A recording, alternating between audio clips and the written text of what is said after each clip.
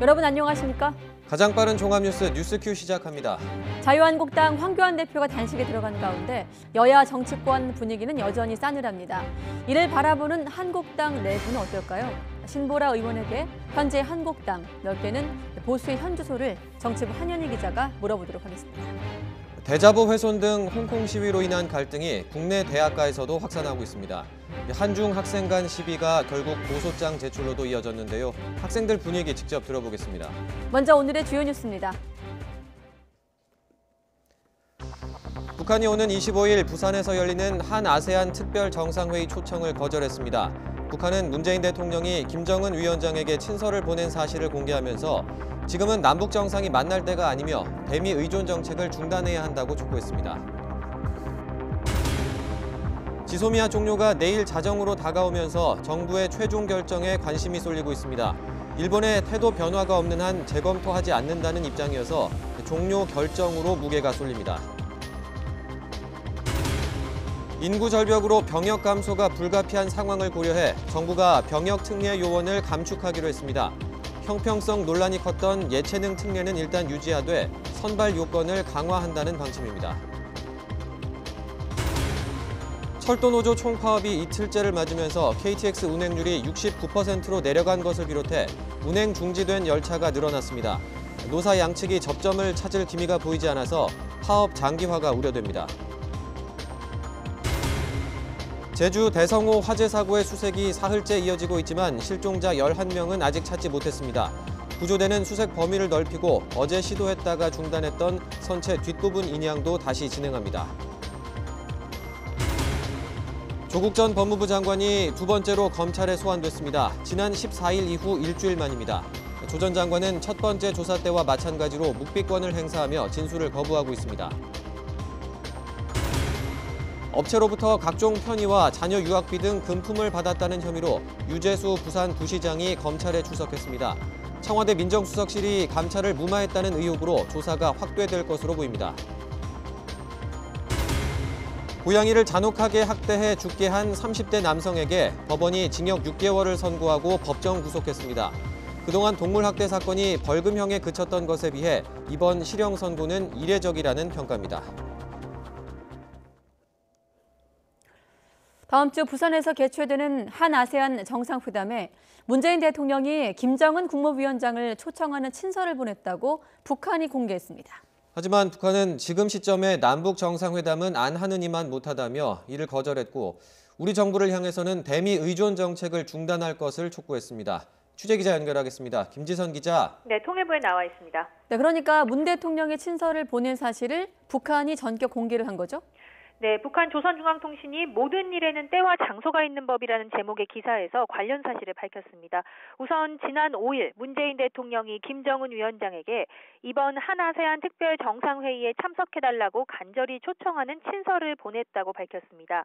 그러면서 남측이 김 위원장의 부산 방문과 관련한 경호와 의전 등 모든 영접 준비를 최상의 수준에서 갖춰놓고 학수고대하고 있다는 것도 모르지 않는다고 했습니다. 이어 김 위원장이 못 올 경우 특사라도 보내달라는 청을 했다는 사실도 공개했습니다. 통신은 이 기회라도 놓치지 않고 남북관계를 풀기 위한 새로운 계기와 여건을 만들어 보려고 하는 문 대통령의 고뇌와 번민도 충분히 이해한다고 전했습니다. 하지만 이어 지금이 남북 정상이 만날 때겠느냐고 반문했습니다. 판문점과 평양, 백두산에서 한 정상 간 약속이 하나도 실현된 것이 없는 시점에 형식뿐인 정상상봉은 차라리 하지 않는 것보다 못하다는 겁니다. 우리 측에 대한 불만도 쏟아냈습니다. 지금 이 순간에도 김현철 장관이 미국에서 남북 문제를 들고 갔다며 자주성도 독자성도 없다고 비난했습니다. 미국에 기대다가 낭패를 본 것도 모자라 이제는 주소와 번지수도 틀린 다자 협력의 마당에서 남북관계를 논의하자고 하니 의아할 따름이라며 무슨 일이 잘 되려면 때와 장소를 현명하게 선택해야 한다고 주장했습니다. 남한사회의 반북한 정서도 지적했습니다. 보수 세력이 현 정권을 친북이다, 좌파다 하면서 헐뜯는 등 모처럼 찾아왔던 화해와 협력의 훈풍을 흔적도 없이 날려보내고 있는데 정부가 아무런 대책도 세우지 못하고 있다고 꼬집었습니다. 그러면서 종이 한 장의 초청으로 험악한 상태를 손바닥 뒤집듯 가볍게 바꿀 수 있다고 생각한다면 오산이라고 밝혔습니다. 이어 기대와 성의는 고맙지만 김정은 위원장이 부산에 가야 할 합당한 이유를 찾지 못했다며 이해해 주길 바란다고 밝혔습니다. 이렇게 물밑에서 오고 간 친서와 특사 요청을 공개적인 글로 거절한 북한의 의도가 주목됩니다. 지금까지 통일부에서 YTN 김지선입니다. 한일 군사정보보호협정 쥐소미아 종료를 하루 앞두고 청와대가 국가안전보장회의, NSC 정례회의를 오늘 오전에 열었습니다. 이런 가운데 강경화 외교부 장관은 일본의 태도 변화가 없으면 지소미아는 내일 종료될 거라고 언급해서 큰 기류 변화가 없다는 점을 시사했습니다. 취재기자 연결해서 자세한 내용 들어보겠습니다. 김영수 기자. 네, 청와대입니다. 네, 목요일마다 열리긴 합니다만 NSC 상임위 오늘은 오전에 열렸죠? 네, 그렇습니다. NSC 상임위는 말씀하신 것처럼 일반적으로 목요일 오후에 열리는데 오늘은 오전에 회의가 열렸습니다. 강경화 외교부 장관 같은 상임위원들의 국회 출석 일정을 고려한 걸로 보입니다. 회의는 종료됐는데 어떤 논의가 있었는지는 아직 발표되지 않았습니다. 오늘 NSC 상임위에서 지소미아 문제가 논의됐는지와 최근 김현종 안보실 2차장이 비공개로 미국에 다녀온 것에 대한 보고가 있었는지에 대해 청와대 관계자는 아직 확인해 줄 수 없다고 밝혔습니다. 오늘은 일단 NSC에서 일본의 수출 규제에 대한 태도 변화 없이는 지소미아 종료 결정을 재검토할 수 없다는 우리 정부의 입장을 재확인하는 수준으로 회의 결과를 발표할 가능성이 높아 보입니다. NSC 상임위원인 강경화 외교부 장관이 오후에 국회 외통위 전체 회의에 출석했는데요. 강 장관의 발언이 NSC 회의 결과를 반영하는 것으로도 해석할 수 있습니다. 일본의 태도 변화가 없이는 지소미아는 내일 종료된다는 점을 강 장관은 재확인했습니다. 지소미아 종료를 일정 기간 유예해야 한다는 지적에 대해 강 장관은 일본의 수출 규제는 분명히 부당하고 보복적이며 신뢰를 해치는 조치였다고 말했습니다. 또 일본의 변화 없이 어렵게 내린 결정을 바꿀 수 있는 상황은 아니라고 생각한다고 강조했습니다. 앞서도 언급이 나왔습니다만 김현종 청와대 국가안보실 2차장이 최근 미국을 방문을 했는데 지소미아 문제와 관련이 있을 가능성이 있죠? 네, 그렇습니다. 김현종 청와대 국가안보실 2차장이 지난 18일부터 어제까지 미국을 비공개로 방문한 걸로 전해졌습니다. 미국 백악관과 국무부 고위 인사를 접촉한 것으로 알려졌는데 지소미아에 대한 물밑 협상이었을 가능성이 큽니다. 김현종 차장은 일본이 수출 규제에 대한 태도를 바꾸지 않으면 지소미아를 끝낼 수밖에 없다는 우리 입장을 설명하고 일본의 태도 변화를 이끌어내기 위해 미국 정부의 역할을 요청했을 것으로 보입니다. 지난 15일 문재인 대통령을 접견한 마크 에스퍼 미 국방장관은 원만한 해결을 위해 일본 측에도 노력을 요청하겠다고 말하기도 했습니다. 네, 그렇다면 최종 결정 언제쯤 내려질 것으로 예상할 수 있겠습니까? 네, 지소미아는 23일 0시부터 효력을 잃게 됩니다. 그러니까 내일 밤 자정을 넘기면 한일 군사정보보호협정이 종료되는 겁니다. 문 대통령은 일단 오늘 NSC 상임위 논의 결과와 김현종 2차장의 방미 결과를 보고받고 최종 판단을 내릴 것으로 보입니다. 청와대가 지소미아를 연장하지 않기로 결정한 건 지난 8월 22일입니다. NSC 정례 상임위가 있던 날인데요. 당시에는 상임위 논의 결과를 문 대통령에게 보고까지 해서 사실상 전체 회의를 거쳤습니다. 또 최종 결과를 NSC 사무처장인 김육은 국가안보실 1차장이 춘추관에서 직접 발표하기도 했습니다. 이번에는 어떤 형태로 발표할지 조금 더 상황을 지켜봐야 할 것 같습니다. 지금까지 청와대에서 전해드렸습니다. 네, 정부가 오늘 병역특례 요원 감축을 주요 내용으로 하는 대체복무 개선안을 심의 확정했습니다. 산업기능 그리고 연구 분야 등에서 5년 동안 특례 요원 1,300명을 감축하고 논란이 됐던 예술, 체육 요원 특례는 일단 유지하기로 했습니다. 취재기자 연결해서 자세히 들어보겠습니다. 임성호 기자. 네, 국방부입니다. 네, 정부가 발표한 병역특례 감축안, 이 밖에 어떤 내용들이 들어있습니까? 네, 정부는 향후 인구 절벽으로 인한 병력 감소가 불가피해진 만큼 병역 특례 요원도 감축하겠다는 계획입니다. 전문 연구 요원, 산업 기능 요원, 승선 근무 예비역 등 세 분야에서 향후 5년 동안 1,300명을 줄이기로 했습니다. 이 가운데 석박사 등 전문 연구 요원 감축은 최소화하기로 했습니다. 최근 일본의 수출 규제 보복 등으로 인해서 소재와 부품, 장비 산업 경쟁력 강화가 강조되는 등 이공계 인력 육성에 대한 사회의 공감대가 커졌기 때문입니다. 이를 위해 박사급 요원 규모는 현행을 유지하는 대신 박사학위 취득과 기업 연구소에서의 연구를 의무화하는 등 복무 관리를 강화하기로 했습니다. 박사급과는 달리 석사급 요원은 다소 줄이는데 당장 시급한 소재, 부품, 장비 분야의 중소, 중견기업 배정 비중은 확대하기로 했습니다. 예, 그런가 하면 사실상 이 병역 면제 혜택이라는 논란이 일기도 했던 이 예술체육요원은 일단 그대로 유지하기로 했다고요? 네, 예치는 특례 제도에 대해서 정부가 전면 폐지까지도 검토를 했지만 유지하기로 입장을 정했다고 밝혔습니다. 연간 편입되는 의원이 45명 대회로 적어서 폐지를 해도 병력 확보 효과가 크지 않다는 것이 정부의 판단입니다. 또 이들의 활동이 국민 사기와 국가 품격을 제고하는 등 여러 방면에서 기여하는 것을 고려했다고 밝혔습니다. 하지만 공정성과 형평성 논란이 계속 제기돼 왔던 만큼 선발 요건을 더욱 강화하겠다고 밝혔습니다. 우선 예술요원의 경우 편입을 인정하는 대회 수를 줄이고 필요한 수상 요건도 강화하기로 했습니다. 체육요원의 경우에는 편입이 인정되는 대회가 올림픽과 아시안게임으로 최소화되어 있는 만큼 따로 줄이지는 않지만 국가대표 선수 선발의 구체적 기준과 과정 등에 대한 자료를 공개하는 등 선발의 공정성과 투명성을 강화하기로 했습니다. 이런 가운데 세계적 인기를 끌고 있는 방탄소년단과 같은 대중문화 예술인들에 대한 병역 특례에 대해선 정부는 검토하지 않았다고 밝혔습니다.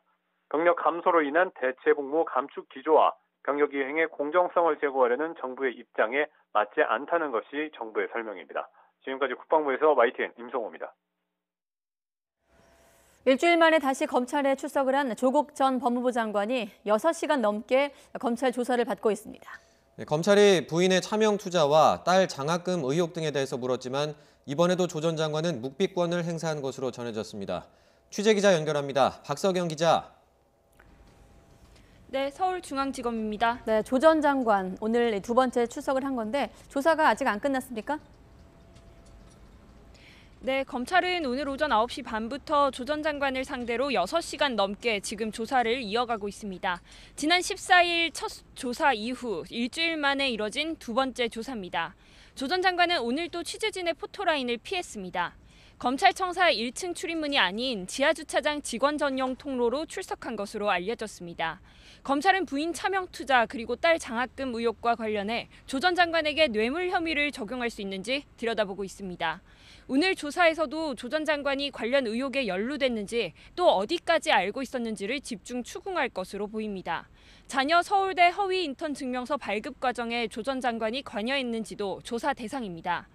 부인의 증거인멸 혐의와 동생 조건 씨의 웅동학원 위장 소송, 채용비리 혐의 등에 관련됐는지도 확인할 전망입니다. 예, 검찰은 추가로 조사할 것들이 남았다고 했지만 앞서 조 전 장관은 이 진술 거부권 입장을 분명히 했었는데요. 오늘도 묵비권을 행사하고 있는 거죠? 네, 오늘 오전 조사에서도 조 전 장관은 변호인이 참여한 가운데 검찰 질문에 전혀 답하지 않은 것으로 전해졌습니다. 조사에 앞서 YTN 취재진이 조 전 장관 측 변호인과 직접 연락을 했는데요. 조 전 장관 측 변호인은 진술 거부권 행사 입장에 변함이 없다고 밝혔습니다. 앞서 지난 14일 이뤄진 첫 조사에서 조 전 장관은 진술 거부권을 적극적으로 행사한 뒤 8시간 만에 귀가했는데요. 이미 많은 해명을 한 만큼 일일이 답변하는 것이 구차하고 불필요하다고 판단했다며 진실을 법정에서 밝히겠다고 설명했습니다. 하지만 검찰 관계자는 압수수색 등 수사 진행 과정에서 조 전 장관과 관련해 확보한 증거들이 있고 본인이 직접 답변해야 할 것으로 생각한다고 말했습니다. 구체적으로 정경심 교수 공소장에 기재된 범죄 사실 일부와 기재되지 않은 입시비리 의혹, 그리고 공직자윤리법 위반 혐의 등을 확인할 필요가 있다고 설명했습니다. 또 동생이 개입한 웅동학원 관련 의혹에 대해서도 정경심 교수는 조사했지만 조 전 장관은 아직 조사하지 못했다고 언급하기도 했습니다. 검찰은 오늘을 포함해 조 전 장관에 대한 조사를 모두 마치는 대로 진술 태도 등을 종합적으로 고려해 신병 처리 방향을 신중하게 검토할 방침입니다. 지금까지 서울중앙지검에서 YTN 박서경입니다. 금융위원회 재직 시절 뇌물수수 등 비위 혐의를 받고 있는 유재수 전 부산시 경제부시장이 검찰에 출석을 했습니다. 유 전 부시장 수사의 실마리였던 청와대 민정수석실의 감찰 무마 의혹과 관련한 진상도 밝혀질지 주목됩니다. 나혜인 기자가 보도합니다. 뇌물수수 혐의를 받는 유재수 전 부산시 부시장이 피의자 신분으로 검찰에 처음 출석했습니다. 서울 자택과 부산시청, 관사 등 유 전 부시장을 둘러싼 전방위 압수수색이 이루어진 지 이틀 만입니다. 유 전 부시장은 지난 2017년 금융위원회 금융정책국장으로 재직하면서 업체 관계자들로부터 차량과 자녀 유학비 등 편의와 금품을 받았다는 의혹을 받고 있습니다. 앞서 검찰은 금융위원회를 비롯해 비위 의혹이 제기된 업체들도 잇따라 압수수색했습니다. 압수물을 분석한 검찰은 유 전 부시장을 상대로 부적절한 금품을 받았는지 혐의 전반을 확인하고 있습니다. 검찰의 칼끝은 결국 수사의 계기였던 청와대 민정수석실의 감찰 무마 의혹입니다. 지난 2월 김태우 전 청와대 특별감찰반 수사관은 유 전 부시장의 비위 의혹 첩보를 입수해 조사했지만 조국 전 민정수석 등 윗선이 추가 조사를 못하게 감찰을 무마했다고 주장했습니다. 또 당시 수사 의뢰를 주장했던 특감반원은 인사보복을 당했다고 폭로했습니다. 감찰 보고서를 작성해서 이인걸 특감반장, 박영철 보안부패비서관을 거쳐 조국 민정수석에게 보고가 들어갔을 것을 봤다는 거예요, 특감반원이. 그런데 그 위에 이렇다 할 지시가 없었다는 거예요. 유 전 부시장은 비위 의혹을 부인하고 있는 것으로 알려졌습니다. 이것만 대법원으로는 알아요? 네, 구체적인 잠깐만 묻잖아요. 사실 대법원 비서관을 아느냐고. 검찰은 유 전 부시장 조사를 마친 뒤 실제로 감찰 무마가 있었는지 확인할 계획입니다. YTN 나혜인입니다. 네, 오늘 철도노조의 무기한 총파업 이틀째인데 열차 운행률이 평상시에 74%대까지 떨어지면서 열차 넉 대 가운데 한 대는 운행이 중지되는 상황을 맞고 있습니다. 파업이 계속될 경우 시민 불편이 이어질 것으로 예상되고 있지만 노사는 협상조차 시작하지 못하고 팽팽하게 맞서고 있습니다. 서울역에 취재기자 나가 있습니다. 백종규 기자. 네, 서울역 대합실입니다. 네, 파업 이틀째, 오늘 전체 열차 운행률이 평소에 74.9%까지 떨어질 것으로 예상되고 있다고요? 네, 열차 운행률이 74%면 평상시와 비교하면 열차가 4대 가운데 한 대가 멈춰서 있다, 운행이 중지가 돼 있다 이런 이야기인데요. 제 뒤에 매표소를 보시면 매표소에는 줄이 길게 늘어서 있는 모습을 보실 수 있을 겁니다. 발권 업무를 하는 코레일 자회사도 파업에 참여하면서 인력이 줄었기 때문입니다. 시민 불편은 이뿐만이 아닙니다.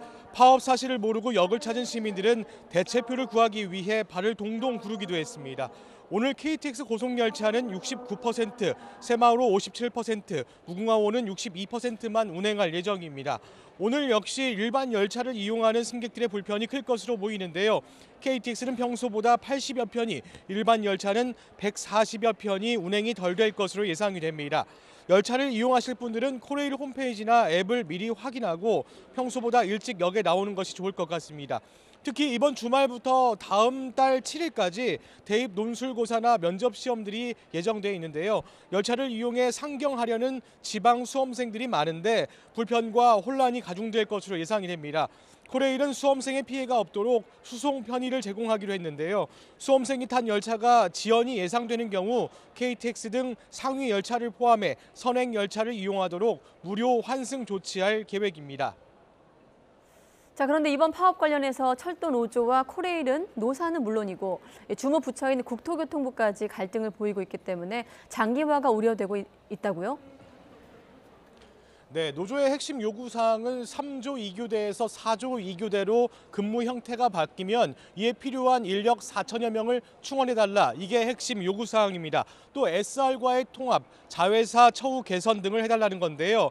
이에 코레일 측은 인력 충원은 1,800여 명만 정부와 협의가 가능하고 나머지 요구는 재량 범위를 넘어서는 요구라고 맞서고 있습니다. 하지만 주무부처인 국토교통부가 노사 양측안 모두 고려할 수 없다고 밝히면서 갈등이 더 커지고 있습니다. 국토부는 코레일의 인력 충원안에 대해 근거가 없다, 노조와는 현실성이 떨어진다는 이유로 수용할 수 없다고 밝혔습니다. 국토부 김경욱 제2차관은 노조의 요구를 들어주면 근무자들의 주간 근무 시간이 31시간, 사측 요구를 수용하면 35시간 수준이라며 이는 거의 전체 근로자 최저 근로 수준인데 과연 국민 동의를 얻을 수 있겠느냐고 반문하기도 했습니다. 이에 대해 철도노조는 국토부가 책임 회피를 하고 있다며 인력 운영과 노동 조건 현황 등에 대해 1대1 공개 토론을 하자고 제안하기도 했습니다. 철도노조는 오늘 낮 철도 파업 해결을 위해 정부와 국토부가 가능한 대안을 제시하도록 민주당의 당정 협의 개최를 요청했습니다. 또 서울 여의도와 청와대 앞에서 1박 2일 집회를 진행하고 있습니다. 이와 함께 오늘 오전에는 군 대체 인력 투입과 관련해 국방부와 국토부 장관을 직권남용 혐의로 서울중앙지검에 고발하기도 했습니다. 노조는 국방부를 상대로 손해배상 청구 소송을 제기하고 군 인력 투입 관련 헌법 소원도 제기했습니다. 오늘 김현미 국토교통부 장관도 입장을 밝혔는데요. 김 장관은 파업 비상수송 현장을 점검하면서 파업으로 국민 불편이 초래된 데 유감이라며 인력을 늘리면 영업 적자가 늘어 열차 운임 인상 등 국민 부담으로 이어질 우려가 있다고 지적했습니다. 지금까지 서울역에서 YTN 백종규입니다. 한 명이 숨지고 11명이 실종된 제주 대성호 화재 사고 해역에서 사흘째 수색이 계속되고 있습니다. 어제 기상 상황으로 중단한 대성호 선체 뒷부분 인양도 잠시 후에 다시 시도한다고 하는데 현장으로 바로 가보도록 하겠습니다. 박종혁 기자. 네, 제주지방해양경찰청에 나와 있습니다. 네, 박 기자, 오늘은 범위를 넓혀서 수색을 한다고 들었는데 추가된 소식이 있습니까? 네, 오늘로 사고 해역 수색이 사흘째지만 안타깝게도 아직까지는 실종자 발견 소식이 들리지는 않습니다. 유류품만 발견되고 있는데요. 오늘 오전 9시 40분쯤 사고 지점에서 남동쪽으로 15km 해상에서 냉장고 한 대가 발견됐습니다. 또 어제 오전에는 구명조끼 2벌과 장화 한 짝이 발견됐습니다. 하지만 아직까지는 이 유류품들이 대성호에서 나온 것인지는 확인되지 않았습니다. 이틀 동안의 수색에도 성과가 없자 민관군경 합동구조대는 이 수색 범위를 더 넓혔습니다. 어제는 남북과 동서 방향으로 각각 55km 해역을 수색했는데 오늘은 83km로 늘렸습니다. 그러니까 이 남북과 동서 방향으로 각각 84km 해역을 9개 구역으로 나눠서 수색하고 있습니다. 이 수색에는 함정 등 35척과 항공기 17대를 동원합니다. 어제 시도했다 중단했던 대성호 뒷부분 인양 작업도 다시 진행합니다. 어제 제주대학교 해양실습선이 이 인양을 시도했지만 파도가 높아 어려움을 겪어 중단됐습니다. 이 합동구조대는 오늘 인양 작업을 위해 최대 250톤을 인양할 수 있는 크레인을 갖춘 1000톤급 바지선을 사고 해역에 투입했습니다. 이 오후 4시 반쯤 사고 해역에 도착해 인양을 시도할 전망입니다. 이 유실을 막기 위해 선체를 그물로 싸서 끌어올릴 계획입니다. 합동구조대는 기상 등 여건이 좋으면 인양 작업에는 2-3시간이 걸릴 것으로 예상하고 있습니다. 이 대성호 뒷부분은 주방과 선실이 있는 것으로 파악됩니다. 해경은 배 뒷부분을 인양한 뒤에 국립과학수사연구원 등과 사고 원인을 밝히기 위해 정밀 감식을 진행할 예정입니다. 이 가라앉은 대성호 앞부분도 수색하고 있는데요. 이 음파와 어군 탐지기를 이용해 수색하고 있으며 이 수중 탐색을 할 수 있는 해군의 기뢰 제거함도 투입할 계획입니다. 이 사고 직후 제주로 왔던 가족들은 오늘 모두 통영으로 돌아갑니다. 어제 사고 해역에서 수색 상황을 지켜본 뒤 수색이 제대로 이루어지고 있는 것으로 보고 이 통영에서 소식을 기다리겠다고 한 것으로 전해졌습니다. 사고 당일 구조됐다 숨진 선원 김모 씨의 시신은 오늘 오후 집이 있는 경남 사천으로 옮겨졌습니다. 경남 통영에 있던 베트남인 선원 4명의 가족은 반대로 오늘 제주로 들어올 예정입니다. 이 경남도와 통영시에서 제주로 파견한 공무원 6명은 이 제주에 남아서 이 베트남 선원 가족들을 지원하기로 했습니다. 지금까지 제주지방해양경찰청에서 YTN 박종혁입니다. 당 안팎에서 인적 쇄신 요구가 거센 자유한국당이 내년 총선에서 현역 의원 절반 이상을 교체하는 것을 목표로 개혁 공천을 하겠다고 밝혔습니다. 더불어민주당도 비례대표 후보를 국민이 직접 뽑는 방법을 도입하겠다고 밝혔습니다. 자세한 내용은 국회 연결해서 들어보겠습니다. 이승배 기자. 네, 국회입니다. 예, 오늘 민주당과 한국당이 나란히 내년 총선 공천 기준을 내놨죠. 인적 쇄신 폭이 어떻습니까? 네, 황교안 대표가 어제 단식 투쟁에 돌입하면서 자신에게 주어진 칼을 휘두르겠다 이렇게 예고를 했었는데요. 한국당은 대폭 물갈이를 예고했습니다. 박맹우 사무총장은 교체율을 높이기 위해서 현역 의원 하위 3분의 1 이상을 컷오프할 것이라고 말했습니다. 또 현역 의원 절반 이상을 교체하는 것을 목표로 개혁 공천을 하겠다라고 이렇게 밝혔습니다. 이 계획대로 한다면 지역구 의원 91명 가운데 30명 정도가 배제가 되는 셈이고 여기에 비례대표 17명과 이미 불출마 선언을 한 의원까지 감안하면 절반 정도가 얼굴이 바뀔 것으로 보입니다. 민주당은 비례대표 후보를 국민이 직접 선출하게 하겠다고 밝혔습니다. 경제, 외교, 안보 전문 분야를 제외한 일반 분야 추천자들을 1박 2일 동안 합숙을 통해 추린다는 겁니다. 총선기획단 대변인인 강문식 의원은 합숙에서 정견 발표와 질의응답 등을 진행하고 이와 별도로 당원 86만 명과 일반 국민이 참여하는 온라인 투표도 진행할 계획이라고 밝혔습니다. 예, 이번엔 황교안 대표 단식 소식도 알아보죠. 이틀째인데 낮 동안에는 청와대 앞에서 농성을 하고 있다고요? 예, 그렇습니다. 어젯밤을 국회 앞 천막에서 보낸 황교안 대표는 아침 일찍 다시 청와대 앞으로 향했습니다. 최고위원 회의도 청와대 분수대 앞 바닥에 앉아서 진행을 했는데요. 황 대표는 이 자리에서 정부가 지소미아 종료를 강행하는 것은 자해 행위이자 국익 훼손이라고 비판을 하면서 지소미아 종료 날짜가 눈앞에 다가와서 단식을 더 늦출 수가 없다고 말했습니다. 그러면서 정부가 국민을 위기에 빠지게 한다면 제1야당 대표로서 할 역할은 죽기를 각오하고 싸우는 것밖에 없다면서 끝까지 단식을 이어가겠다는 의지를 밝혔습니다. 지소미아 같은 국익 문제를 놓고 단식하면 안 된다. 이렇게 했다고 합니다. 그러나 조국 사태 면피를 위해서 지소미아 그리고 한미동맹 같은 국익을 내팽개친 것이 과연 누굽니까? 바로 문재인 정권 아닙니까? 예, 황 대표의 단식을 두고 이 정치권 시선이 곱지 않은 것 같은데요. 오늘도 이 맹비난이 쏟아졌다고요? 예, 그렇습니다. 한국당을 뺀 여야 정치권 모두가 약속이나 한 듯이 한 목소리로 황 대표 단식을 맹비난하고 있습니다. 더불어민주당 이해식 대변인은 자신의 SNS에 글을 올리고 황 대표는 단식에 당직자를 강제 동원하고 있다면서 황제 단식, 갑질 단식이라고 비판을 했습니다. 이 대변인은 한국당이 당직자와 보좌진들에게 30분마다 대표 건강 상태를 확인하고 기상 시간이 새벽 3시 때 근무를 철저히 하라, 근무를 소홀히 하면 불이익을 주겠다고 으름장을 놨다고 밝혔습니다. 조정식 정책위 의장도 아침 회의에서 한국당이 진지한 협상을 하지 않는다면 법과 절차에 따라 패스트트랙 처리에 나서겠다고 압박을 했습니다. 바른미래당 강신업 대변인은 준비도 안 됐고 목적도 의심된다고 비판을 했고요. 민주평화당 정동영 대표 역시 과거 역대 야당 지도자들의 투쟁은 민주주의와 개혁을 위한 목숨을 건 투쟁이었지만 황 대표는 잘못된 전선에 몸을 던졌다고 꼬집었습니다. 지금까지 국회에서 YTN 이승배입니다. 지난 9월 스쿨존 내 횡단보도에서 교통사고로 숨진 김민식 군의 이름을 딴 이른바 민식이법이 국회 행정안전위원회 법안 소위를 통과했습니다. 국회 행안위 법안 소위는 오늘 회의에서 스쿨존 내 무인 단속용 장비와 건널목 신호기, 과속 단속 카메라 의무화 내용 등이 담긴 도로교통법 개정안을 전원 합의로 통과시켰습니다.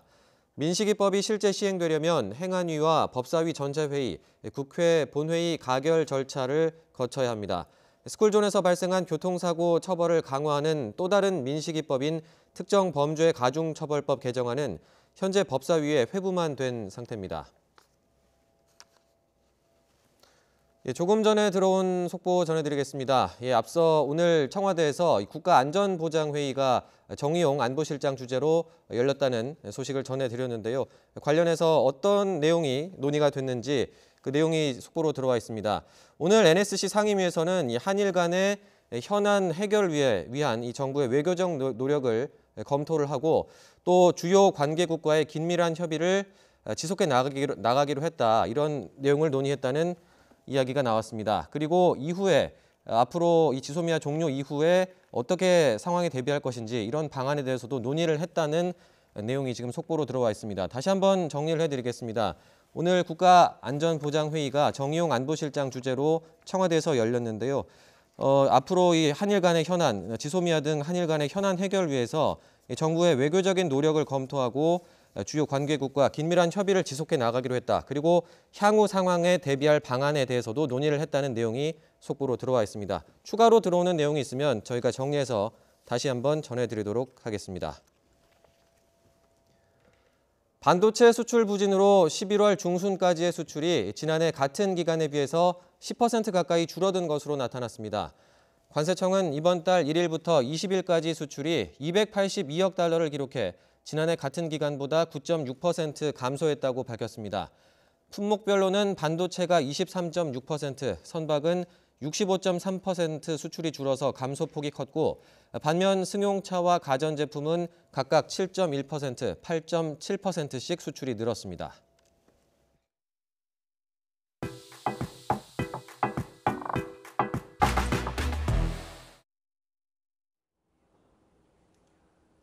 네, 내년 총선을 앞두고 여야 모두 청년 잡기에 그야말로 혼신의 힘을 다하고 있습니다. 하지만 아직 기성 정치가 청년 마음에 쏙 들지는 않는 것으로 보이는데요. 청년들의 비판을 어떻게 수용하고 또 정치를 어떻게 바꿔 나갈지 국회에 딱 3명 있는 30대 국회의원 가운데 한 분 모시고 오늘 YTN 정치 인터뷰 당당당 이어가 보겠습니다. 자유한국당 신보라 의원 모셨습니다. 안녕하세요. 네, 안녕하세요. 반갑습니다. 네, 오늘은 헌정기념관으로 와봤습니다. 네. 여기 오시니까 어떠세요? 우선 의회 역사가 전시되어 있는 공간에 오니까요. 저도 마음이 또 무겁기도 하고 제가 의정활동을 시작하게 된 초심에 대해서 또 생각해보는 자리인 것 같습니다. 네, 국회 역사가 있는 곳에서 미래를 이야기하는 아주 뜻깊은 자리가 될 것 같습니다. 네, 먼저 한국당 청년 정책부터 바로 들어갈게요. 네. 월요일에 청년 정책 발표하는 자리가 있었는데 그 자리에서 황교안 대표 좀 많이 곤혹을 치르셨어요. 네, 청년들의 쓴소리가 굉장히 많이 있었습니다. 저는 날 것 그대로의 모습을 보여줬다고 생각하고요. 청년들이 이제는 샤이 보수가 아니라 쉐임 보수다, 노땅 정당이다. 정말 자유한국당이 인구 구성 비례 공천을 했으면 좋겠다. 그런 다양한 말씀들을 하셨는데요. 정말 공감할 수밖에 없는 이야기들이어서 저도 그냥 절로 고개가 끄덕여졌습니다. 네. 어떤 지적이 좀 가장 기억에 남고 또 아팠나요? 평일 오후 2시에 왜 청년 간담회를 하느냐라는 네. 지적도 굉장히 무겁게 들렸고요. 네.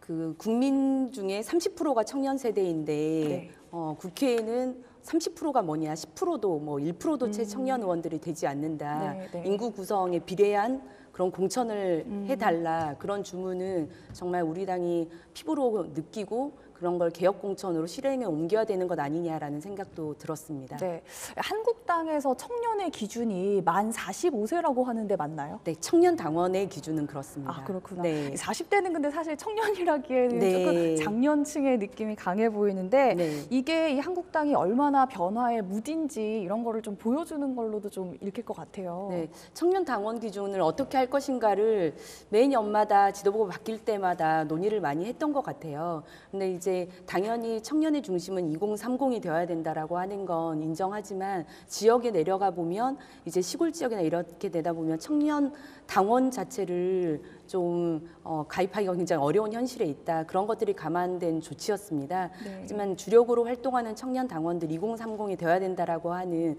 대전제에 대해서는 많이 공감을 하는 편입니다. 네, 그만큼 이제 좀 젊은 세대에 더 집중해주길 바라는 마음이 있었던 네. 것 같고 그 자리에서 박찬주 전 대장 영입과 관련된 비판도 굉장히 많았어요. 그렇죠? 네. 네.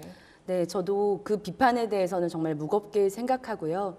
그래서 우리 당의 영입이라고 하는 부분이 많은 논란이 있었지만 저는 자유한국당이 추구하는 가치 그리고 경쟁력이 안보에 있다면 그 안보를 대변하는 인재가 굳이 그런 간부여야 하는가. 네. 오히려 청년 세대 정말 일반 군인으로 일하면서도 나라에 헌신했던 그런 장병들도 우리 정당을 대표하는 그런 청년 인재 풀이 될 수 있다고 네. 생각합니다. 그런 가치를 대변하지 못한 것에 대한 국민들의 뼈아픈 지적이었다고 생각합니다. 네. 그런데 그 당시에 박찬주 전 대장 영입 논란도 있었지만 사실 이제 백경훈 대표 얘기를 저희가 안 할 수가 없습니다. 네. 의원실 이제 보좌진의 남편이다. 네. 또 신보라 의원님과 또 똑같은 이력을 밟아왔다. 네. 이런 논란이 좀 있었는데요. 네. 저는 이제 영입 발표되는 그 과정 그리고 발표된 시점에서야 영입된 사실을 알았기 때문에 실은 일체 관여한 바가 없습니다. 다만 그렇게 세습이라고 하는 그런 악의적 표현에 대해서는 굉장히 가슴 아프게 생각하고 또 그런 논란이 있었다는 것에 대해서 국민 여러분들께서 바라봐 주시는 그런 시각에 대해서 가슴 아프게 생각합니다. 그래서 저는 인재 영입이라는 표현도 좋지만 인재 발굴이라는 표현이 훨씬 더 나은 표현이 아닐까라는 생각이 드는데요. 네. 왜냐하면 실은 당원 비당원이냐라는 그런 구분이 중요한 기보다는 정말 당의 가치를 실현할 수 있는 인재들은 실은 당원 비당원 구분 없이 네. 발탁할 수 있다고 생각하거든요. 네. 네. 그런 방향에서 우리 당의 인재 발탁의 기준도 그런 인재 발굴 형태로 흙 속의 진주를 캐내는 방식처럼 이루어져야 되지 않을까라고 생각을 합니다. 네, 앞으로의 방식도 얘기해 주셨는데 그런데 관여를 또 안 했다고는 말씀하셨는데 그래도 또 문제가 없었다고 보시는지 좀 지적들이 많거든요. 박탈감을 느낀다 이런 말들도 나오고요. 네. 네, 저는 그래서 관여한 사실이 없는 부분들에 대해서는 정말 명확하게 입장을 말씀드리는 거고요. 다만 그렇게 친소관계가 있었다라고 하는 부분에 대해서 그렇게 느끼실 수 있다라고 하는 감정에 대해서는 충분히 공감합니다. 그렇기 때문에 우리 당의 인재 영입도 그런 발탁의 개념에서 다양하게 당의 안팎의 청년들이 정말 자신의 능력을 인정받을 수 있게끔 자신의 속에 진주가 있다는 것이 발탁되게끔 하는 그런 시스템을 만들어야 된다라고 생각하고요. 그래서 이후에도 정말 지금 세대 교체의 바람이 있지 않습니까? 네. 그 세대 교체의 바람에서 정말 그 청년 인재들이 자신의 능력을 잘 표현할 수 있고 그래서 공정한 룰을 통해서 이 당의 청년 인재로 발탁될 수 있는 시스템을 만드는 것이 제가 지금 있는 최고위원의 위치에서 할 수 있는 최선의 역할이라고 생각을 하고 있습니다. 네, 그래서 최근에 그 부분에 대해서 좀 목소리 많이 내고 계신 것 같아요. 네. 이번에 뭐 30% 정도를 청년이 차지해야 된다 이런 얘기도 좀 하셨던 것 같은데. 네, 말씀드렸지만 지금 인구 구성 전체 청년 세대 비율이 약 30% 정도 됩니다. 그런데 300명 국회의원 중에 30대 국회의원은 딱 3명밖에 없는 것이 현실이고요. 이거는 굉장한 비균형이자 불균형.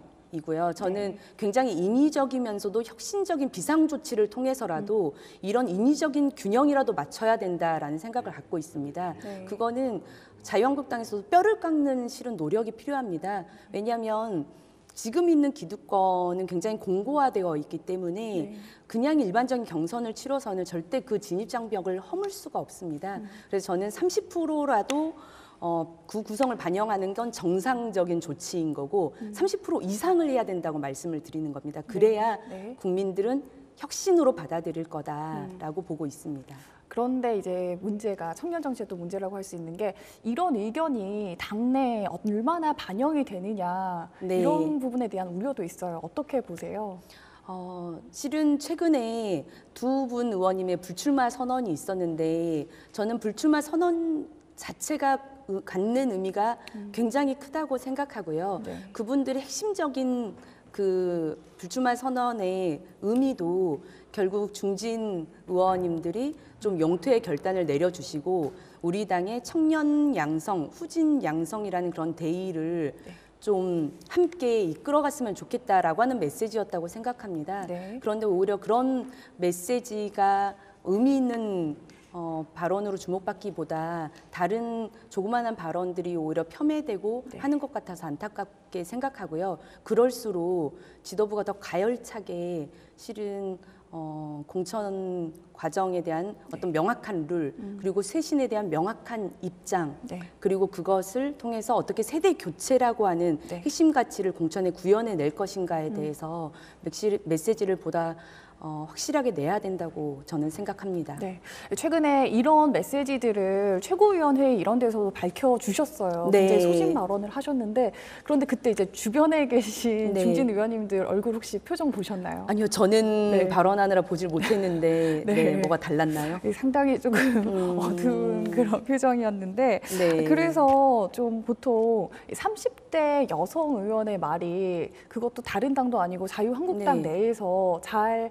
받아들여질 것인가 네. 이것에 대해서 약간 좀 우려의 목소리, 우려의 눈빛 이런 시선도 있는 것 같아요. 어떤 네. 것 같으세요? 당내 분위기가? 저는 굉장히 어려운 현실에는 있다고 생각합니다. 그렇기 때문에 실은 작심 발언이라고 하는 그 발언도 할 수밖에 없었다라고 생각을 하는데요. 네. 마치 청년 공천에 대해서 굉장히 문제 제기를 하시고 총선은 전장인데 장수가 아닌 이등병을 보내는 꼴이다라는 그런 표현을 들었을 때는 섬뜩한 기분마저 솔직히 들었습니다. 지금 이제 선거 때마다 승리도 있었고 실패도 있었지만 지금 이런 현격한 지지율의 격차가 나는 것이 청년 세대의 책임은 아니거든요. 청년 세대는 정치의 한복판에 중심에 등장한 적이 없습니다.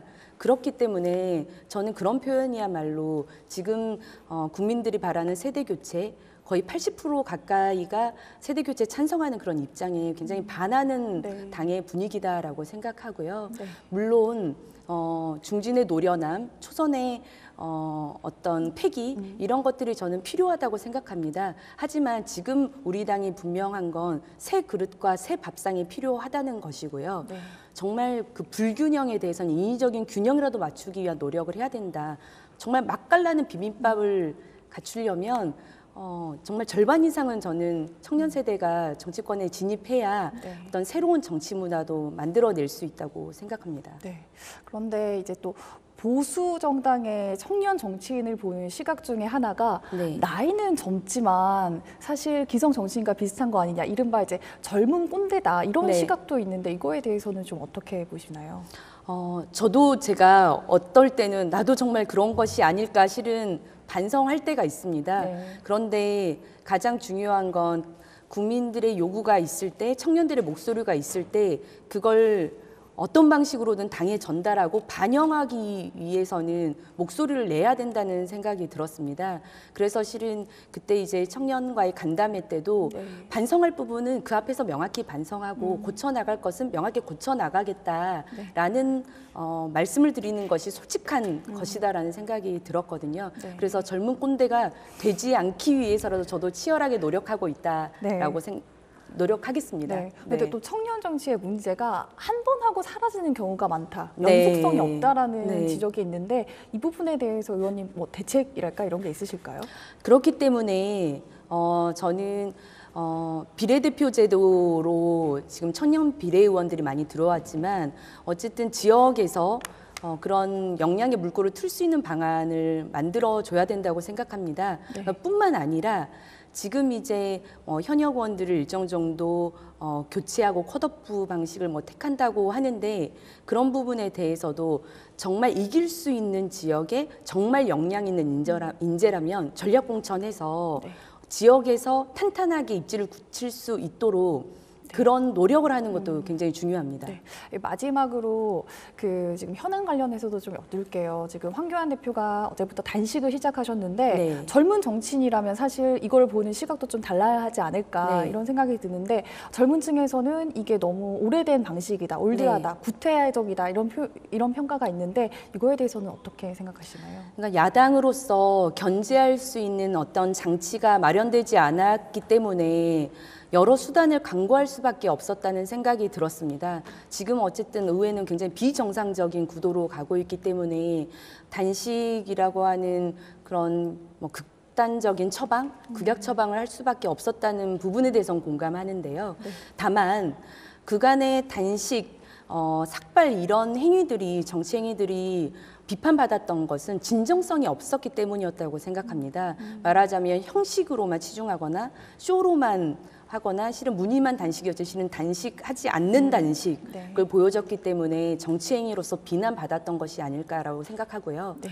그래서 황교안 대표의 단식도 저는 시간이 그 진정성을 증명해 주는 것이 필요하다. 시간이 이제 구태 정치가 아니라는 걸 보여줄 것이다. 예, 네. 그렇게 생각합니다. 네. 알겠습니다. 대한민국 정치가 변해야 한다는 요구가 많습니다. 그런 만큼 젊은 정치인들이 그 선봉에 서주길 바라는 국민들도 많을 겁니다. 국민의 쓴소리 마음에 새기고 또 정치에 반영해 주시길 바라겠습니다. 오늘 YTN 정치 인터뷰 당당당 자유한국당 신보라 의원과 함께했습니다. 오늘 말씀 감사합니다. 네, 감사합니다.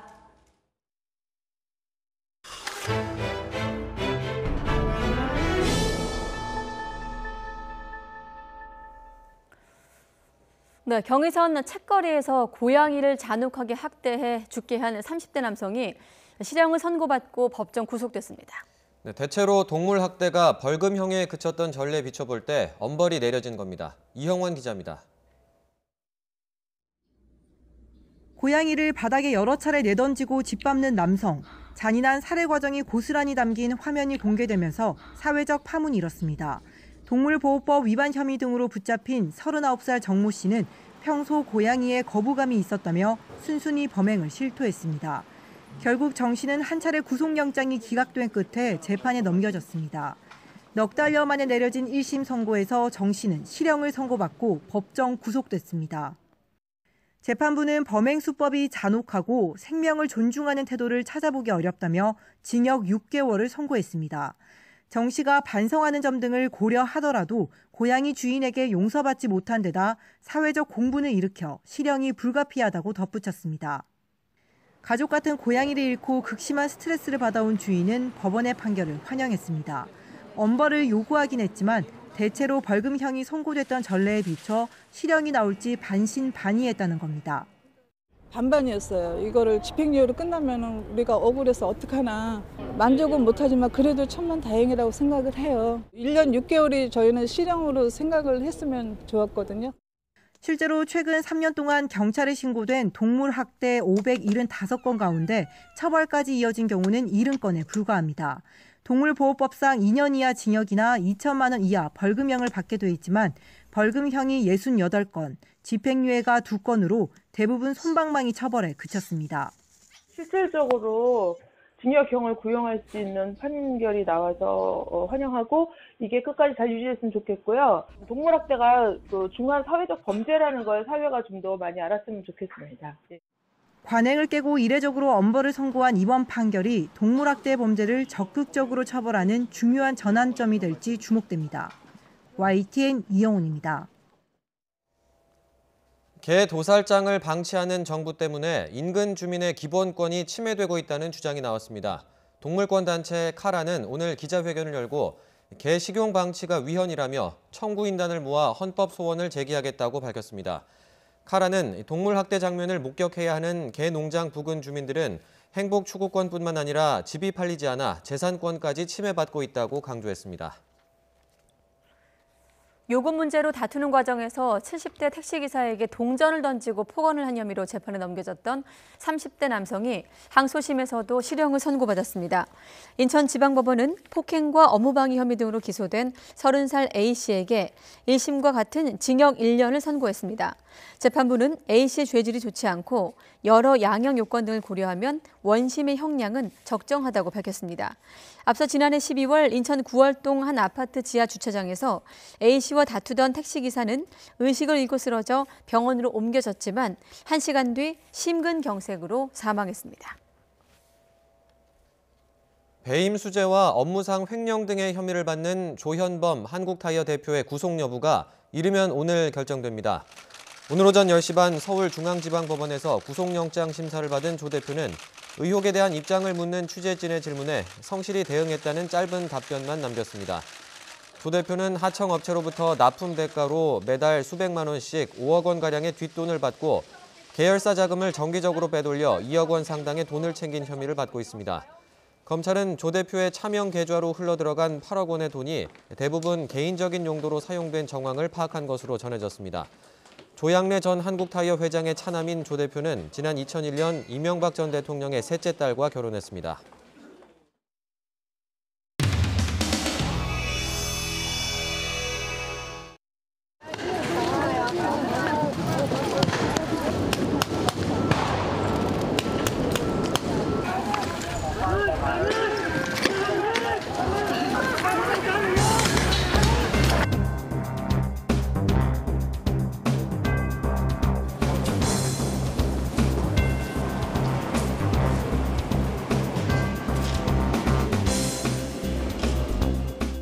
뭐 하시는 거예요? 왜 찍으세요? 제 현수막이에요. 왜 찍으세요? 왜 찍으세요? 중국분이세요? 저 한국인인데요. 네가 왜 여기 있는데? 이 현수막은 제가 건 거예요. 제 돈으로 제가 사서. 그러면 제 거예요. 대한민국에서는 이거를 걸 표현의 자유가 있어요.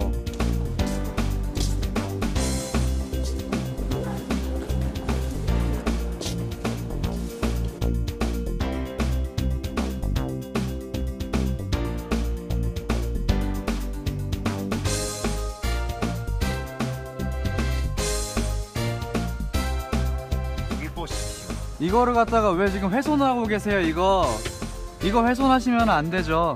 왜 안 돼? 이거 우리나라 관계인데요. 한국랑 관계가 없어요. 이게 왜 여기 붙여요? 관계가 왜 없어요? 왜 있어요? 지금 우리나라 관계가 있어요. 이게 뭐가 중국 안의 관계예요? 한국랑 상관가 없어요. 상관이 왜 없어요? 나는 지금 세종대 등록금 보냈어요. 나는 등록금이랑 지금 무슨 상관이에요? 중국에 쳐들어가가지고 홍콩 민중들을 탄압하고 있잖아요. 영상. 지금 뭐 하시는 거예요? 홍콩은 중국 영토인데요. 한국랑 어떤 관계입니까? 연대라는 겁니다. 홍콩의 중국이라는 것이고 홍콩도 민주주의를 위해 싸우고 있는데 그걸 연결해 해서 우리는 해방군 있어요. 싸우고 싶어요? 해방군. 싸우고 싶어.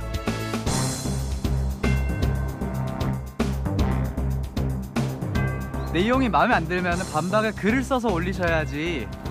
이거를 왜 여기다가 훼손을 하고 계시냐고요? 제가 종이 없어요. 종이 없어요? 그럼 사세요. 왜 남의 종에도 이렇게 하고 계세요?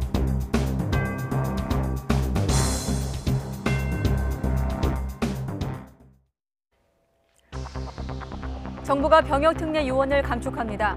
형평성 논란이 컸던 예체능 특례는 일단 유지하되 선발 요건을 강화한다는 방침입니다. 하지만 관심이 집중됐던 방탄소년단은 검토에서 제외됐습니다. 북한이 25일 부산에서 열릴 한아세안 정상회담 초청을 거절했습니다. 북한은 문재인 대통령이 김정은 위원장에게 친서를 보낸 사실을 공개하면서 지금은 남북 정상이 만날 때가 아니며 대미 의존 정책을 중단해야 한다고 촉구했습니다. 주소미아 종료가 내일 자정으로 다가온 가운데 미 의회도 우리 정부를 압박하고 나섰습니다. 미 상원은 주소미아 종료가 한미 동맹을 훼손한다는 우려를 나타내며 철회를 촉구하는 결의안 제출을 계획하고 있습니다. 한국당 황교안 대표가 주소미아 종료를 반대하며 이틀째 단식 투쟁을 하고 있습니다. 하지만 정치권은 황제 갑질 단식, 목적이 의심되는 단식이라고 비판하며 국회에서 현안이나 해결하라고 촉구했습니다. 편향교육 논란을 빚은 인원고 사태에 대해 서울시 교육청이 정치 사상을 강요한 것은 아니라고 결론지었습니다. 하지만 보수 교육단체들이 국정조사를 요구하고 나서 논란은 이어질 전망입니다. 유명 햄버거 매장 8곳 가운데 한 곳꼴로 위생 상태가 불량한 것으로 나타났습니다. 덜 익은 패티와 거미줄 냉장고 사진으로 논란이 된 맥도날드가 가장 많이 적발됐습니다. 예, 오늘로 철도노조 무기한 총파업 이틀째를 맞았습니다. 열차 운행률이 떨어지면서 열차 넉 대 가운데 한 대는 운행이 중지되는 상황을 맞고 있는데요. 네, 출근길의 경우에는 수도권 광역전철 운행률이 92%였지만 퇴근길에는 운행률이 84%까지 떨어지면서 혼잡이 예상되고 있습니다. 서울역에 나가 있는 취재기자 연결하겠습니다. 백종규 기자. 네, 서울역 대합실입니다. 예, 수도권 광역전철 운행률이 80%대로 떨어지면서 퇴근길 혼란이 예상된다고요. 네, 오늘 아침 출근 시간에 수도권 광역전철을 이용하신 분들 조금 불편하셨을 겁니다. 코레일이 파업 기간 내내 대체 인력을 투입해서 출퇴근 시간에 집중적으로 투입을 해서 불편을 줄이겠다 이렇게 이야기했는데요. 오늘 아침 출근 시간 운행률은 92%였습니다. 이 때문에 열차 운행이 줄면서 배차 간격이 늘어나 평소보다 출근 시간 소요 시간이 늘어났는데요. 퇴근 시간에는 더 혼잡할 것으로 예상이 됩니다. 수도권 광역전철 운행률이 84%까지 떨어질 것으로 보이기 때문입니다. 퇴근길에 다른 대체 교통수단을 이용하는 것도 좋은 방법일 것 같습니다. 오늘은 철도 파업 이틀째입니다. 전체 열차 운행률이 74%대로 떨어질 것으로 예상이 되는데 평소에 운행하는 열차 4대 가운데 1대는 운행이 중지된 셈입니다. 이 때문에 시민 불편이 커지고 있는데요. 전체적으로 보면 KTX는 평소보다 80여 편이, 일반 열차는 140여 편이 운행이 덜 될 것으로 예상됩니다. 열차를 이용하신 분들은 코레일 홈페이지나 앱을 통해서 미리 확인하고 평소보다 일찍 역에 나오는 것이 좋을 것 같습니다. 특히 이번 주말부터 다음 달 7일까지 대입 논술고사나 면접 시험들이 예정돼 있는데요. 열차를 이용해 상경하려는 지방 수험생들이 많은데 불편과 혼란이 가중될 것으로 보입니다. 그렇군요. 자, 이렇게 파업으로 시민 불편이 이어지고 있는 상황인데 코레일, 또 노조, 국토부는 대화에는 나서지 않고 서로 의견과 주장만 이야기하고 있지 않습니까? 네, 노조의 핵심 요구사항은 3조 2교대에서 4조 2교대로 근무 형태를 바꿀 때 필요한 4천여 명의 인력을 충원해달라는 겁니다. 또 SR과의 통합, 자회사 직원 처우 개선 등을 해달라는 건데요. 코레일 측은 인력 충원은 1,800여 명 정도만 정부와 협의가 가능하고 나머지는 재량 범위를 넘어선다 이렇게 맞서고 있습니다. 하지만 주무부처인 국토교통부가 노사 양측 간 모두 고려할 수 없다고 밝히면서 갈등이 더 커지고 있습니다. 국토부는 코레일의 인력 충원안에 대해서 근거가 없다, 노조와는 현실성이 떨어진다고 판단했습니다. 국토부 김경욱 제2차관은 노조의 요구를 들어주면 근무자들의 주간 근무 시간이 31시간, 사측 요구를 수용하면 35시간 수준이라며 이는 전체 근로자의 최저 근로 수준인데 과연 국민 동의를 얻을 수 있겠느냐고 반문하기도 했습니다. 이에 대해 철도노조는 국토부에 노동 조건 현황 등에 대해 1대1 공개 토론을 하자고 제안하기도 했습니다. 철도노조는 오늘 낮 철도 파업 해결을 위해 민주당의 당정협의 개최를 요청했습니다. 또 서울 여의도와 청와대 앞에서 1박 2일 집회를 진행하고 있습니다. 이와 함께 오늘 오전에는 군 대체 인력 투입과 관련해서 국방부와 국토부 장관을 직권남용 혐의로 서울중앙지검에 고발하기로 했습니다. 노조는 국방부를 상대로 손해배상 청구 소송을 제기했는데 코레일은 문제가 없다는 입장입니다. 오늘 김현미 국토교통부 장관도 관련 입장을 밝혔는데요. 김 장관은 파업 비상수송 현장을 점검하면서 파업으로 국민 불편이 초래된 데 유감이라며 인력을 늘리면 영업적자가 늘어 열차 운임 인상 등 국민 부담으로 이어질 수 있다고 지적했습니다. 지금까지 서울역에서 YTN 백종규입니다.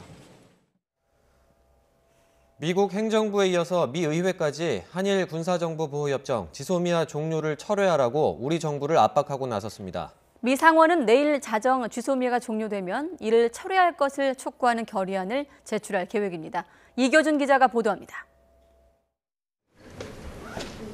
제임스 리시 미국 상원 외교위 위원장은 한일 군사정보보호협정 종료 시 한국의 철회를 촉구하는 결의안을 제출할 계획이라고 밝혔습니다.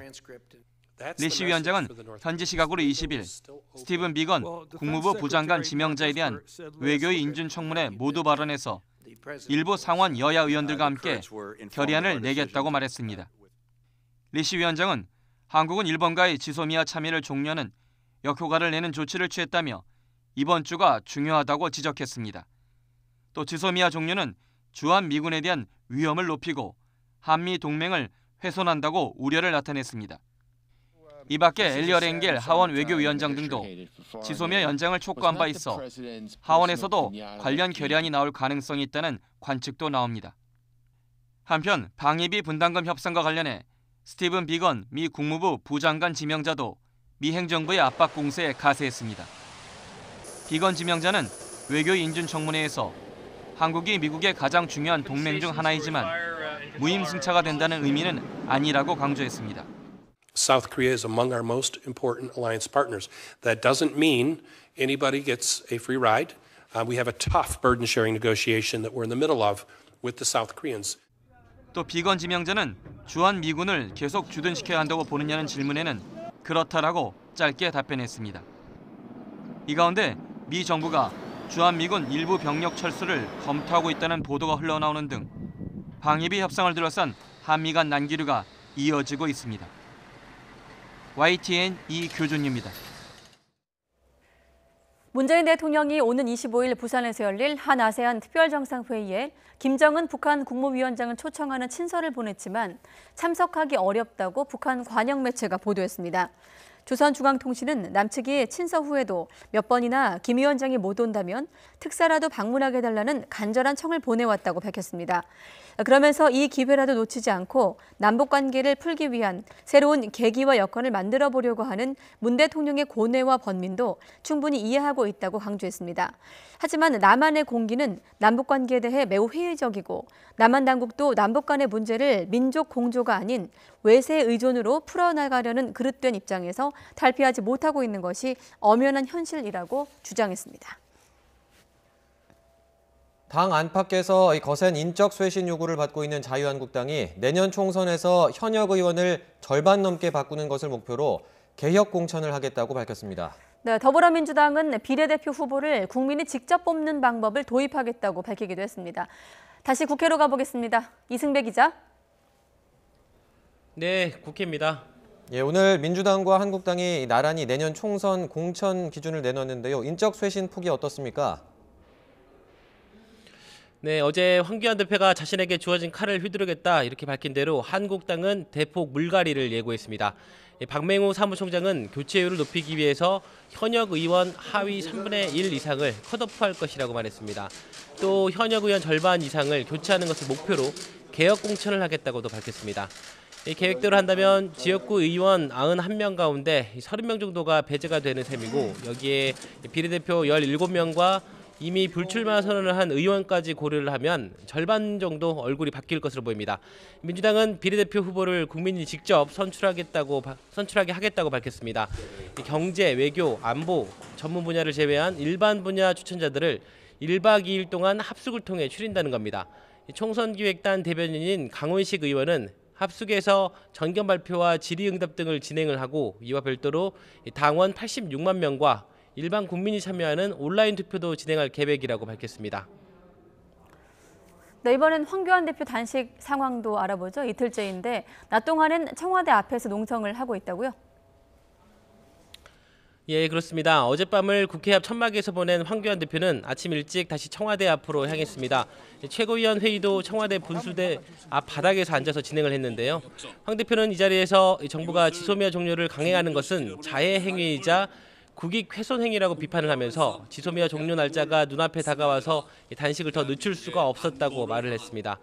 그러면서 정부가 국민을 위기에 빠지게 한다면 제1야당 대표로서 할 역할은 죽기를 각오하고 싸우는 것밖에 없다면서 끝까지 단식을 이어가겠다는 의지를 밝혔습니다. 지소미아 같은 국익 문제를 놓고 단식하면 안 된다. 이렇게 했다고 합니다. 그러나 조국 사태 면피를 위해서 지소미아 그리고 한미동맹 같은 국익을 내팽개친 것이 과연 누굽니까? 바로 문재인 정권 아닙니까? 황 대표의 단식을 두고 정치권의 시선이 곱지 않은 것 같은데요. 오늘도 비난이 쏟아졌다고요? 예, 그렇습니다. 한국당을 뺀 여야 정치권 모두가 약속이나 한 듯이 한 목소리로 황 대표 단식을 맹비난하고 있습니다. 더불어민주당 이해식 대변인은 자신의 SNS에 글을 올리고 황 대표는 단식에 당직자를 강제 동원하고 있다면서 황제 단식, 갑질 단식이라고 비판을 했습니다. 이 대변인은 한국당이 당직자와 보좌진들에게 30분마다 대표 건강 상태를 확인하고 기상 시간인 새벽 3시 때 근무를 철저히 하라. 근무를 소홀히 하면 불이익을 주겠다고 으름장을 놨다고 밝혔습니다. 조정식 정책위 의장도 아침 회의에서 한국당이 진지한 협상을 하지 않는다면 법과 절차에 따라 패스트트랙 처리에 나서겠다고 압박을 했습니다. 바른미래당 강신업 대변인은 당장 단식을 중단하고 국회에서 현안부터 해결을 하라고 비판을 했고요. 민주평화당 정동영 대표 역시 과거 역대 야당 지도자들의 투쟁은 민주주의와 개혁을 위한 목숨을 건 투쟁이었지만 황 대표는 잘못된 전선에 몸을 던졌다고 꼬집었습니다. 지금까지 국회에서 YTN 이승배입니다. 정부가 병역 특례 요원 감축을 골자로 한 대체복무 개선안을 확정해 발표했습니다. 이번 대체복무제 논의 과정에서 방탄소년단 같은 대중문화 예술인에 대한 병역 특례 여부가 큰 관심을 모았는데요.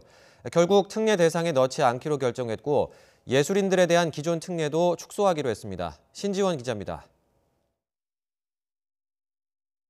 이 병역 특례의 기준도 시대에 따라 많이 저는 바뀌어야 된다 봅니다. 예. 최근에 BTS 빌보드 차트 1위를 한번 두세 번 했을 겁니다. 그러면 시대 상황을 반영을 해야 되는지 좀 종합적인 검토가 좀 이루어져야 할 그런 상황이라고 봅니다. 국정감사장에서도 관심이 집중됐던 방탄소년단의 병역 특례. 정부는 대중문화예술인에 대한 병역 특례는 없다고 최종 결론 내렸습니다. 전반적인 대체 복무 감축 기조, 병역 의무 이행의 공정성, 형평성을 제고하려는 정부 기본 방침, 기본 입장 등을 고려해서 검토해서 제외하였습니다. 다만 해외 체류 기간을 현재 최장 6개월에서 3개월 더 연장하는 등 해외 공연 제약을 완화해주는 방안을 검토하고 있습니다. 클래식 음악, 무용, 국악 등 순수예술 분야의 병역 특례는 유지되지만 규모가 축소됩니다. 전면 폐지 여부까지 검토하였으나 국민들의 생활예술 및 체육활동 활성화에 기여하는 바도 크다는 점을 고려해서 제도의 지속 운영이 필요한 것으로 판단했습니다. 병역 특례가 인정되는 대회 48개 중 7개를 없애고 3개는 요건을 강화했습니다. 이렇게 되면 특례 요원 배출 규모가 17%에서 33%까지 감축됩니다. 제외되는 7개 대회에는 무용 대회가 몰려 있어 기회의 문이 좁아진 무용계는 반발하고 있습니다. 우리 현대무용계 남자 무용수한테는 엄청난 타격을 받을 수밖에 없거든요. 장르별 형평성에도 맞지도 않고요. 국방부는 또 잇따라 서류 조작이 드러난 병역 특례 대상자의 봉사활동을 공익복무로 이름을 바꾸고 알아서 봉사기관을 정해 시간을 채우던 방식에서 벗어나 관리 감독을 강화하기로 했습니다. YTN 신지원입니다. 정치 편향 교육 논란을 빚었던 인원고 사태에 대해서 서울교육청이 정치 편향 교육은 없었다는 조사 결과를 내놨습니다. 이에 따라 행정처분이나 특별감사는 하지 않기로 했는데요. 보수 성향 교육단체들은 교육청이 부실 조사를 했다고 비판하면서 국정조사 실시 등을 요구했습니다. 권호진 기자가 보도합니다. 일부 재학생의 정치 편향 교육 문제 제기로 한때 떠들썩했던 인원고 사태는 싱겁게 결론이 났습니다. 서울시 교육청은 한 달 동안 특별 장학을 벌인 결과 교사가 특정 이념이나 사상을 강제로 가르치거나 정파적 교육은 하지 않았다고 밝혔습니다.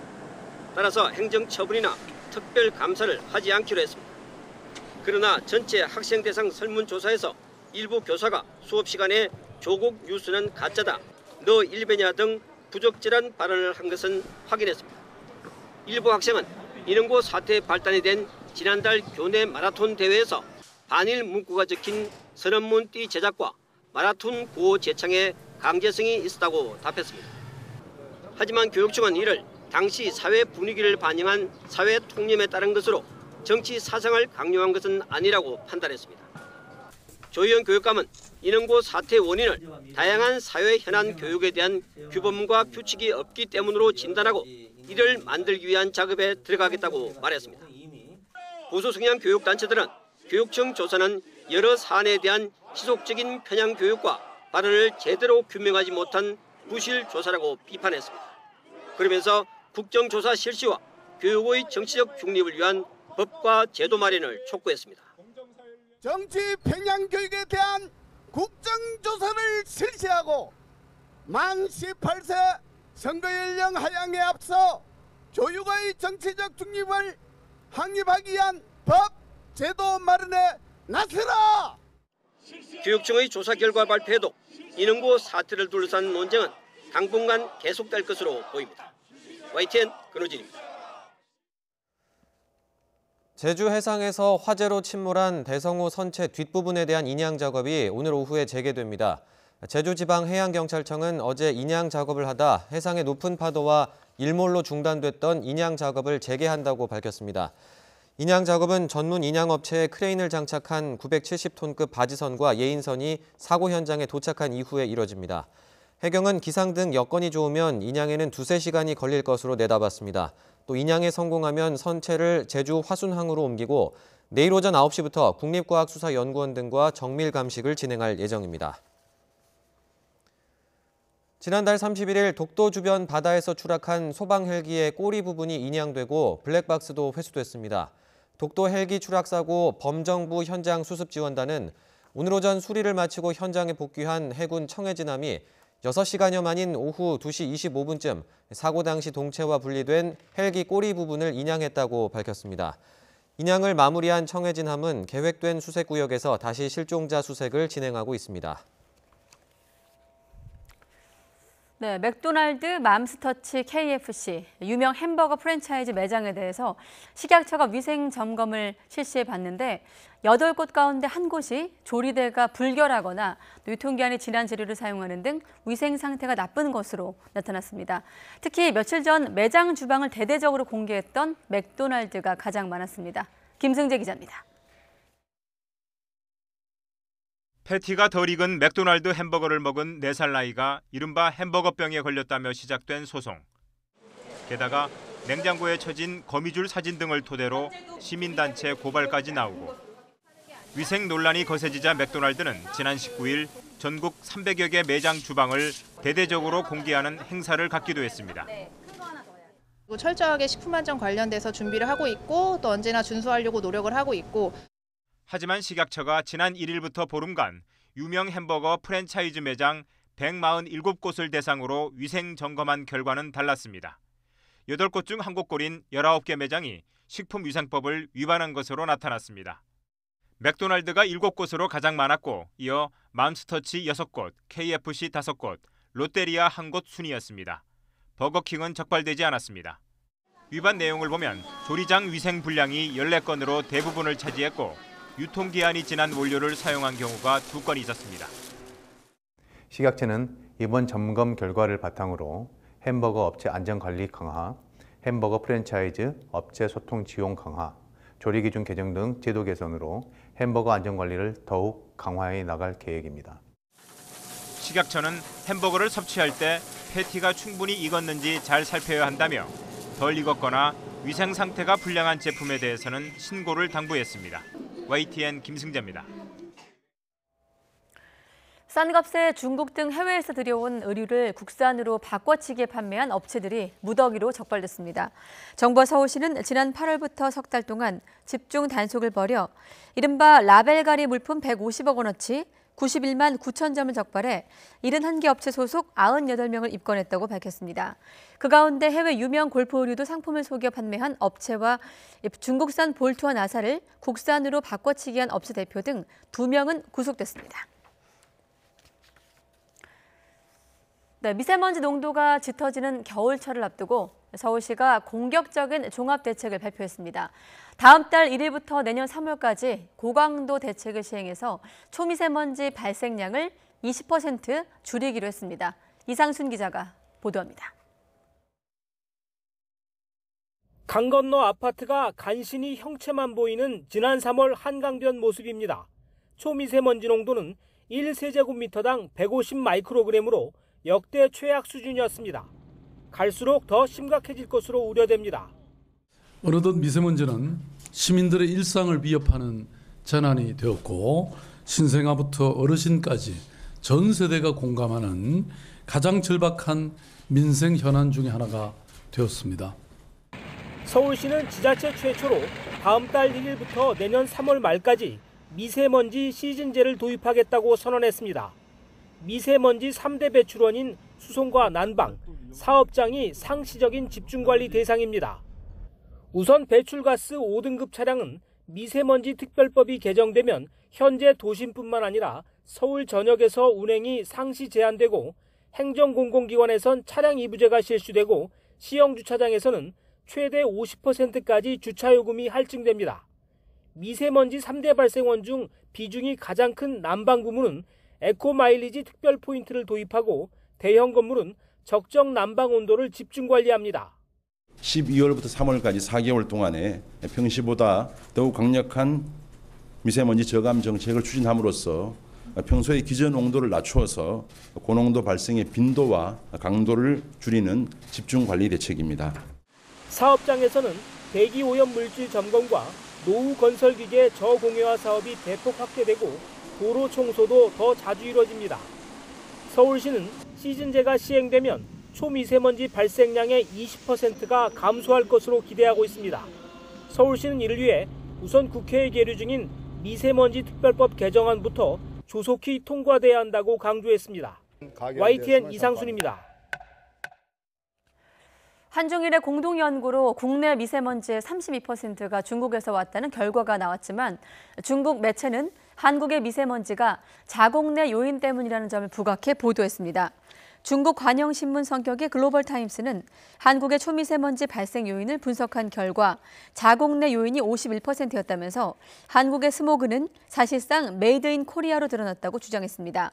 앞서 어제 장윤석 국립환경과학원장은 지난 2017년 연평균 국내 초미세먼지 발생 요인을 한중일 연구진이 공동 분석한 결과 32%가 중국에서 온 것으로 나타났고 2%가 일본에서 그리고 51%는 국내 요인으로 나타났다고 발표를 했습니다.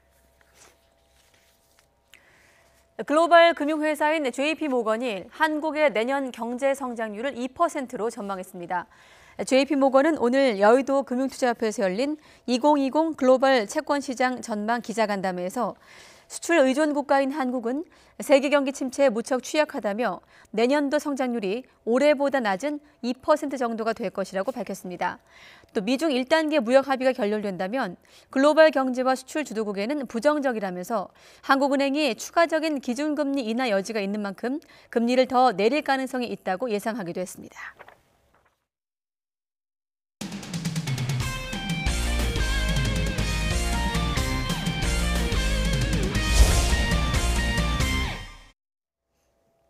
올해 프로야구 최하위의 불명예를 쓴 롯데가 드디어 포수 보강에 성공했습니다. 예전처럼 돈다발을 풀던 모습과는 달리 영리한 트레이드로 알짜배기 선수를 영입했습니다. 허재원 기자가 보도합니다. 롯데는 재작년 FA로 풀린 강민호를 삼성에 내준 뒤 2년 내내 포수 자리에 구멍을 메우지 못했습니다. 안방이 불안해지자 전체 전력이 흔들리며 올 시즌 최하위에 머물렀습니다. FA 시장에 즉시 전력감인 포수 김태균과 이지영이 나오자 자연스레 롯데의 행보에 관심이 집중됐지만 롯데는 합의점을 찾지 못하자 미련 없이 철수했습니다.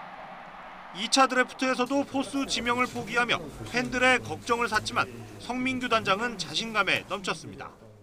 포수에 문제가 있는 건 명확하고요. 단지 근데 2차 드래프트를 통해서뿐만 아니라 제가 다른 방법을 통해서도 영입을 다각도로 검토하기 때문에 2차 드래프트가 끝이라고 생각하지는 않습니다. 그리고 2차 드래프트 다음 날 10개 구단 백업 포수 중 가장 알짜배기 선수로 꼽히는 한화 지성준을 트레이드를 통해 영입했습니다. 선발 자원인 장시환을 내주는 출혈이 있었지만 25살의 젊은 나이에 군복무까지 마친 지성준의 발전 가능성이 더욱 크다고 평가한 겁니다. 최대한 실용적으로 선수단 자원을 구성하겠다는 선수 출신 젊은 단장의 의지가 엿보이는 트레이드입니다. 지난해까지 3년 동안 FA 시장에 500억 원을 쏟아부었던 롯데의 과거 선수 영입 방식과는 많이 달라진 모습입니다. 포수 보강에 이어 롯데는 메이저리거 출신 외국인 선수 영입도 마무리 단계에 있습니다. 단장과 감독 모두 새 얼굴로 바뀐 롯데의 새로운 프로세스가 다음 시즌 어떤 결과물로 돌아올지 야구 팬들의 관심이 집중되고 있습니다. YTN 허재원입니다. 올 시즌 LPGA 투어 33번째이자 마지막 대회인 CME 그룹 투어 챔피언십이 우리 시각으로 오늘 밤 개막합니다. 세계 랭킹 1위 고진영이 올해 선수상에 이어서 상금왕과 최저 타수상까지 석권할지가 최대 관심입니다. 보도에 김상익 기자입니다. 상위 60명의 선수만 출전하는 LPGA 시즌 마지막 대회에 걸려있는 총 상금은 500만 달러, 약 58억 원입니다. 우승 상금만도 150만 달러, 17억 5천만 원으로 웬만한 대회의 총 상금 규모입니다. 올해 4승을 거둔 세계 랭킹 1위 고진영이 이미 올해의 선수상은 확정했지만 아직 상금왕을 장담할 수 없는 이유입니다. 상금 1위인 고진영과 2위 이정은의 상금차는 약 72만 달러지만 이번 대회 결과로 충분히 뒤집힐 수 있습니다. 다만 최저 타수 베어 트로피 수상은 고진영이 유력합니다. 현재 평균 타수 1위 고진영을 2위 김효주가 맹렬히 추격 중이지만 역전을 위해서는 이번 대회에서 고진영보다 20타 이상을 덜 쳐야 하기 때문에 가능성은 높지 않습니다. 그냥 제가 딱 받고 싶은 상 베어 트로피인 것 같아요. 평균 타수 상은 정말 선수로서 한번 받아보고 싶은 상이기 때문에. 이 밖에 박인비, 김세영 등 강자들이 총출동하는 가운데 한국 선수들의 시즌 15승 합작 여부도 관심입니다. 신기록 달성엔 실패했지만 지난 2015년과 17년 세웠던 한 시즌 최다승 15승 타이 기록 작성을 노리고 있습니다. 도쿄올림픽 출전권 경쟁도 또 하나의 관전 포인트입니다. 내년 6월 세계 랭킹 기준으로 15위 이내 선수 중 최대 4명이 나갈 수 있는데 현재로선 고진영과 박성현, 이정은, 박인비가 앞선 가운데 김효주 등이 치열한 경쟁에 합류했습니다. YTN 김사익입니다.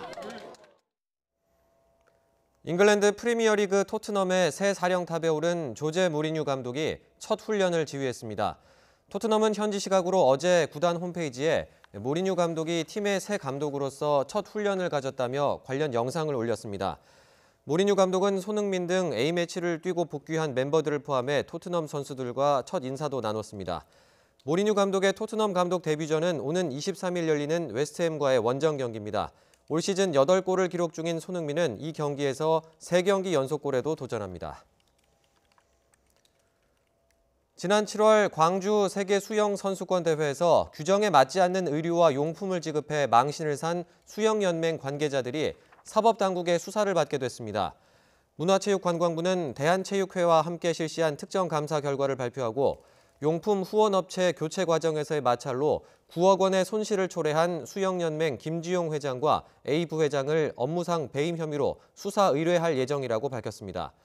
수영연맹은 용품 후원사를 교체하는 과정에서 충분한 준비 기간을 확보하지 못해 세계선수권에 출전한 우리 선수들이 브랜드 로고를 테이프로 가리거나 코리아라는 국가명을 펜으로 직접 그린 뒤에 출전하는 황당한 일을 겪었습니다.